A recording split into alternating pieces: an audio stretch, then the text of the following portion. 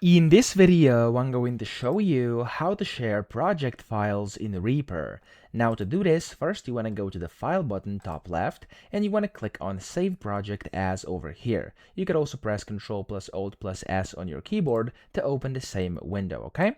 Now the second thing you have to do is choose the new location and name your project, of course whatever the name you want it to be. So I'm going to name this one Tutorial Project Copied like this, and I'm going to put it into my Downloads folder just like this. And what's very important over here are these checkboxes at the bottom. So if you actually want to share this one, of course, you're going to have to create a subdirectory. So I'm going to click on Create Subdirectory for Project over here. And then also what you want to do is click on Copy All Media into Project Directory using. So over here, I'm just going to click on that. And then over here, you can go and convert media or not. Of course, if you want to, it's completely up to you. And then whenever you do this, it's going to copy your entire project with all the files and everything like that inside your new folder, which we are creating over here, okay?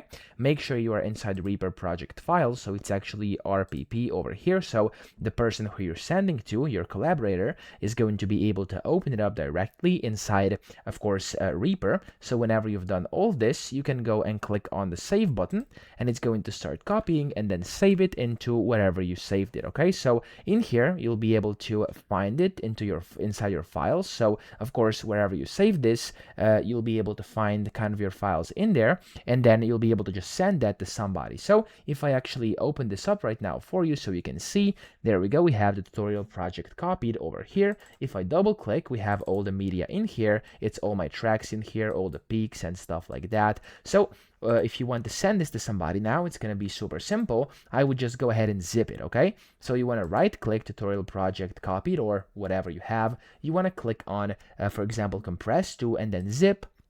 That's going to zip it for you like this, and then you can send this as a zip file because zip files are usually better for sending, okay?